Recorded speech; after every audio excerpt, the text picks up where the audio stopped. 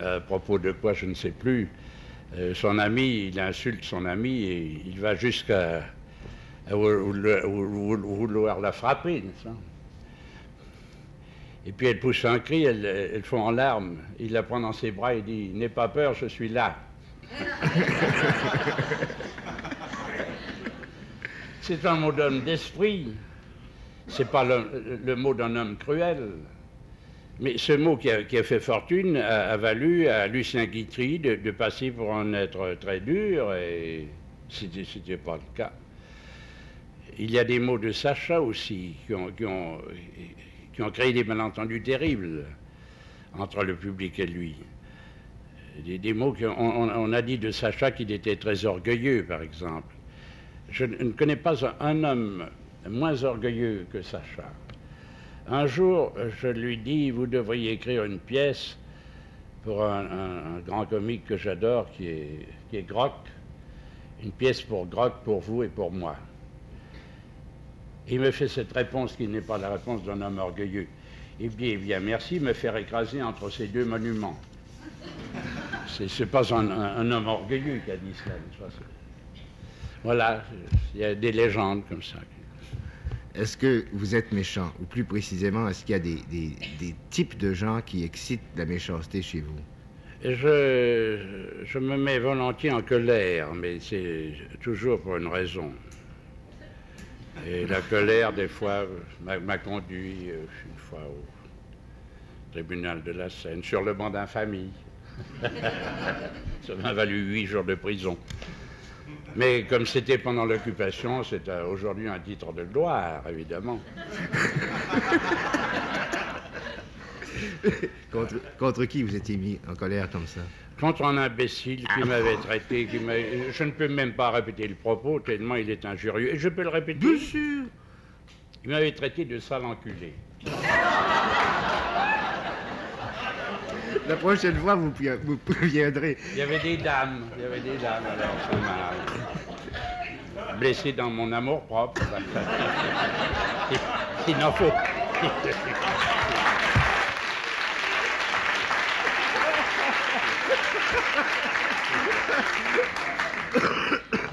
Il n'en faut pas davantage.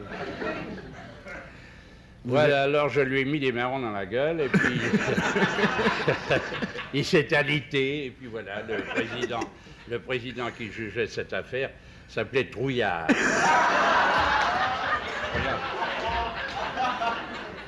Je n'invente rien, je vous le jure. Comme ça. 8 jours de prison avec sursis. Mais vous avez Puis les armées américaines sont arrivées. Tout a été changé. Trouillard a dû être sans doute envoyé à d'autres occupations. Vous avez aussi la mauvaise réputation d'avoir une haine particulière à l'égard des gens bien pensants. Oui. Hein? Oui, je n'aime pas ça. Pourquoi? Je n'aime pas ça parce que j'ai de mauvais souvenirs d'enfance. J'ai été élevé à l'école évangélique de la rue Calvin à Genève. Voilà, un jour j'ai raconté ça. J'étais invité avec mon cher Marcel Achard à des fêtes qui avaient lieu non loin de la Devinière, dans la maison de la Devinière où le cher François Rabelais est né. C'était des Rabelaisiens qui m'avaient invité.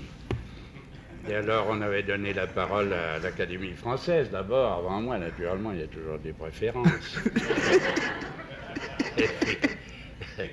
Achard a fait un discours d'académicien avec des références, des dates et des choses très solidement étayées. Moi, on ne m'avait pas dit qu'on allait me passer la parole pour faire un discours. Et puis, très honnêtement, je me suis présenté aux Rabelaisiens, très près de la Devinière, et j'ai dit, voilà, je suis né à l'école évangélique de la rue Calvin. Ils se sont mis à rigoler, et ça a duré un quart d'heure, une demi-heure. Ils n'arrêtaient pas de rire. Je n'ai pas pu ajouter un mot à ça, tellement ça leur paraissait monumental, ma naissance, à l'école évangélique de la rue Calvin. À l'école évangélique de la rue Calvin, oui. On n'a pas gardé de vous le souvenir d'un élève très brillant. Non, mais... non, j'étais un élève médiocre. Mais où j'ai vraiment plafonné, c'est au collège de Genève. où j'ai été l'avant-dernier pendant 1 an, et où j'ai été renvoyé à la suite de cet exploit, et où la dernière place m'était volée par un élève qui ne venait pas.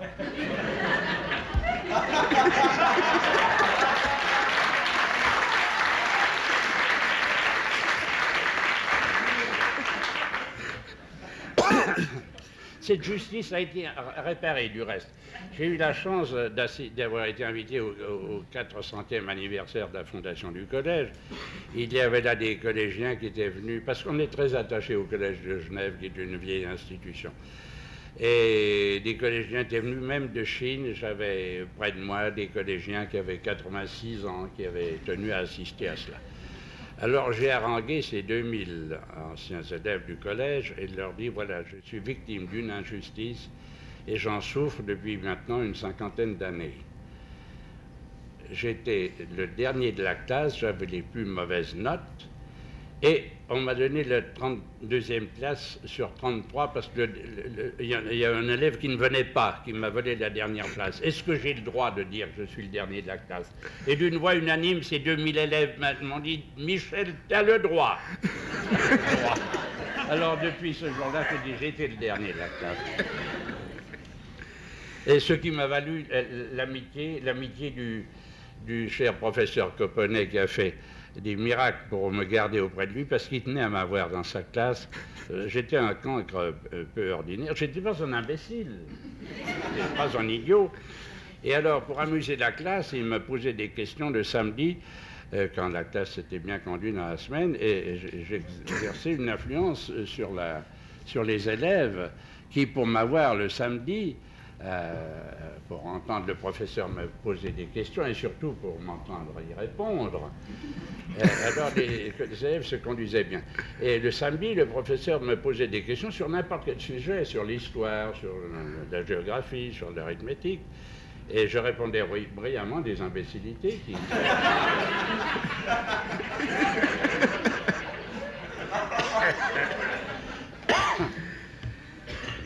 Quels sont les métiers que vous avez faits avant de devenir comédien? J'ai fait pas mal de métiers. Le nez, c'est vrai. Oui, j'ai été professeur de boxe, j'avais une salle. J'ai eu un élève qui a été finaliste du championnat d'Europe, 6 mètres. Et j'ai eu de brillants élèves. Un qui a été champion suisse, enfin c'était moins brillant, mais un qui a été finaliste du championnat d'Europe. Et puis, au bout de 3 ans, j'ai abandonné cette salle. Et puis, j'ai été photographe, portraitiste. Je suis diplômé. Bravo. Oui. Premier de la classe? Premier de la classe. Et puis, à l'exposition de Gand, pour des gommes bichromatées, des huiles. Enfin, c'était des procédés de l'époque qui étaient très compliqués. J'ai obtenu une récompense également. Et je suis aussi photograveur. Et je trimballe mon matériel depuis une 40aine d'années en me disant, le jour où je m'aurai assez emmerdé au théâtre et au cinéma, je reprendrai mon métier de photographe.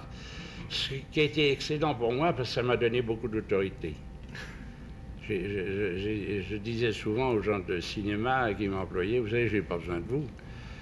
Moi, le jour où je vous quitte, je ne serai pas dans la misère, je n'irai pas à l'hospice des vieillards, des acteurs qui sont des vieillards, je reprendrai mon métier de photograveur. Et je suis un homme libre comme Québec.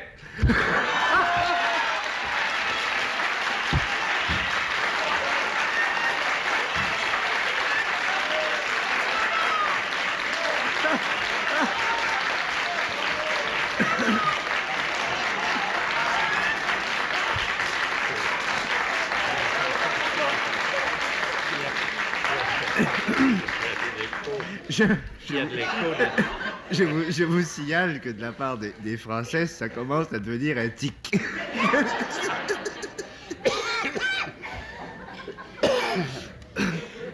Et allez faire des entrevues après ça.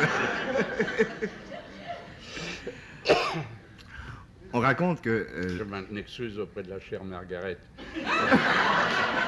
à qui j'ai serré la main tout à l'heure.